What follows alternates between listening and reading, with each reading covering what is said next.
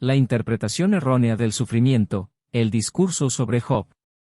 Esa misma tarde en Betsaida Juan también preguntó a Jesús por qué tantos seres aparentemente inocentes sufrían tantas enfermedades y experimentaban tantas aflicciones. Al responder a las preguntas de Juan, entre varias otras cosas, dijo el maestro: Hijo mío, no comprendes el significado de la adversidad ni la misión del sufrimiento. ¿Acaso no has leído esa obra maestra de la literatura semita, la historia en las Escrituras sobre las aflicciones de Job? ¿Acaso no recuerdas cómo comienza esta maravillosa parábola con la narración de la prosperidad material del siervo del Señor? Bien recuerdas tú que Job estaba bendecido con hijos, riqueza, dignidad, posición, salud y todas las demás cosas que los hombres valoran en esta vida temporal. De acuerdo con las enseñanzas tradicionales de los hijos de Abraham, esta prosperidad material era prueba suficiente del favor divino. Pero tales posesiones materiales y tal prosperidad temporal no indican el favor de Dios. Mi Padre en el cielo ama a los pobres tanto como a los ricos, Él no hace acepción de personas. Aunque la transgresión de la ley divina cosecha, tarde o temprano, el castigo, aunque los hombres indudablemente terminan por cosechar lo que sembraron, debes saber que el sufrimiento humano no es siempre castigo por un pecado anterior. Tanto Job como sus amigos trataron en vano de hallar la respuesta verdadera de sus perplejidades. Y gracias a la luz de que disfrutas ahora, no asignarías ni a Satanás ni a Dios los papeles que ambos juegan en esta parábola singular.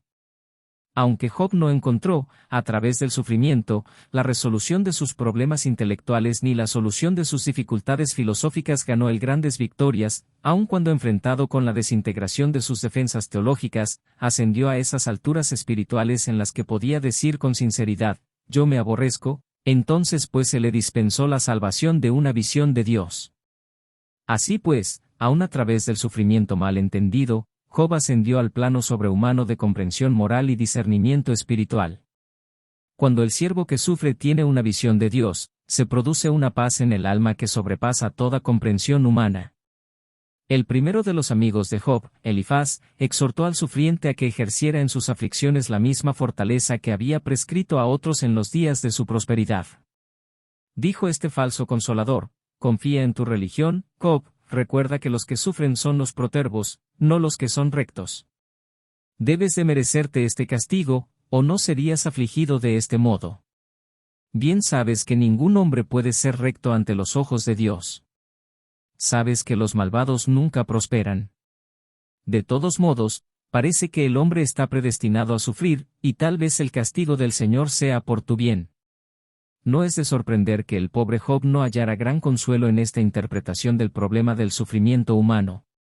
Pero el consejo de su segundo amigo, Bildad, fue aún más deprimente, a pesar de su tino desde el punto de vista de la teología aceptada en aquella época. Dijo Bildad: Dios no puede ser injusto.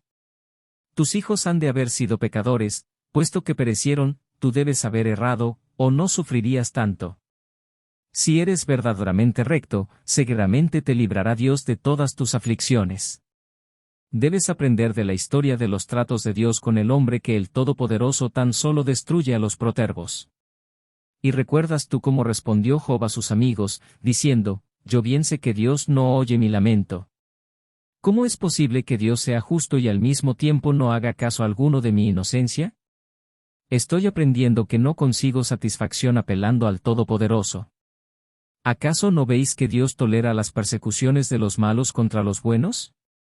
Puesto que el hombre es tan débil, ¿qué posibilidades tiene de que un Dios omnipotente lo tome en cuenta? Dios me ha hecho lo que soy, y cuando Él se pone en mi contra, no tengo defensa. ¿Por qué me creó Dios, para que yo sufra de esta manera tan miserable? ¿Y quién puede criticar la actitud de Job en vista del consejo de sus amigos y de las ideas erróneas sobre Dios que ocupaban su mente?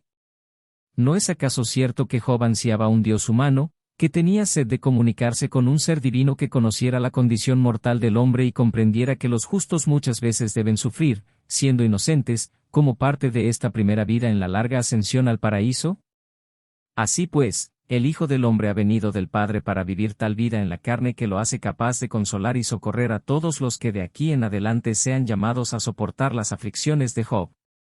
El tercer amigo de Job, Zofar, habló entonces palabras aún menos reconfortantes al decir, es tonto que digas que eres recto, si consideras tus sufrimientos. Pero admito que es imposible comprender la forma de obrar de Dios. ¿Acaso haya un propósito recóndito en tus aflicciones? Y cuando Job hubo escuchado a sus 3 amigos, apeló directamente a Dios para que lo ayudara, invocando el hecho de que, el hombre nacido de una mujer está corto de días, y hastiado de sinsabores. Comenzó entonces la segunda sesión con sus amigos. Elifaz se volvió más severo, acusador y sarcástico. Bildad se indignó por el desprecio de Job por sus amigos. Zofar repitió su consejo melancólico. Job a esta altura se había disgustado con sus amigos y apeló nuevamente a Dios, y ahora apelaba a un Dios justo contra el Dios de la injusticia representado por la filosofía de sus amigos y venerado hasta por su propia actitud religiosa. Luego, Job buscó refugio en el consuelo de una vida futura, en la cual las iniquidades de la existencia mortal pudieran ser rectificadas por mayor justicia. La imposibilidad de recibir ayuda del hombre lleva a Job a Dios. Hay una gran lucha en su corazón entre la fe y las dudas. Finalmente, el humano sufriente comienza a ver la luz de la vida. Su alma torturada asciende a nuevas alturas de esperanza y valentía, puede que él siga sufriendo y aún muera, pero su alma esclarecida pronuncia ahora el grito de triunfo, mi reivindicador vive. Job tenía razón en poner en tela de juicio la doctrina de que Dios aflige a los hijos para castigar a sus padres. Job estaba pronto a admitir que Dios es recto, pero anhelaba una revelación que pudiera satisfacer su alma sobre el carácter personal del Eterno. Y esa es nuestra misión en la tierra. Ya no se negará a los mortales sufrientes el consuelo de conocer el amor de Dios y de comprender la misericordia del Padre en el cielo. Aunque el discurso de Dios expresado como un torbellino fue un concepto majestuoso para el día en que fue pronunciado, tú ya has aprendido que el Padre no se revela de ese modo, sino que más bien habla dentro del corazón humano con voz suave y baja, diciendo, este es el camino, andad por él. ¿Acaso no comprendes que Dios reside dentro de ti, que se ha hecho como eres tú para que pueda hacerte como es Él? Luego hizo Jesús su declaración final, el Padre en el cielo no aflige a propósito a los hijos de los hombres. El hombre sufre, primero, por los accidentes del tiempo y por las imperfecciones que se originan del mal en una existencia física inmadura. Luego, sufre las consecuencias inexorables del pecado, la transgresión de las leyes de la vida y de la luz. Finalmente, el hombre cosecha el fruto de su persistencia inicua en la rebelión contra el gobierno recto del cielo en la tierra.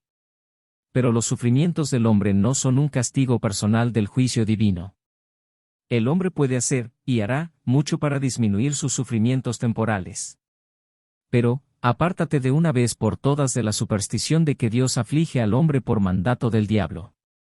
Estudia el libro de Job solo para descubrir cuántas ideas erróneas sobre Dios pueden aún los hombres buenos honestamente albergar, y luego observa cómo aún el dolorosamente afligido Job halló el Dios del consuelo y de la salvación a pesar de estas enseñanzas erróneas.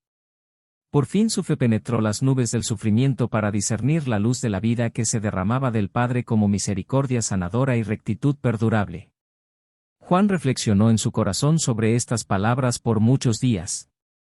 Toda su vida después de esta ocasión fue considerablemente cambiada como resultado de esta conversación con el Maestro en el jardín, y mucho hizo él, en tiempos posteriores, para que los otros apóstoles cambiaran su punto de vista relativo a la fuente, naturaleza y propósito de las aflicciones humanas más comunes. Pero Juan nunca habló de esta conversación hasta después de la partida del Maestro.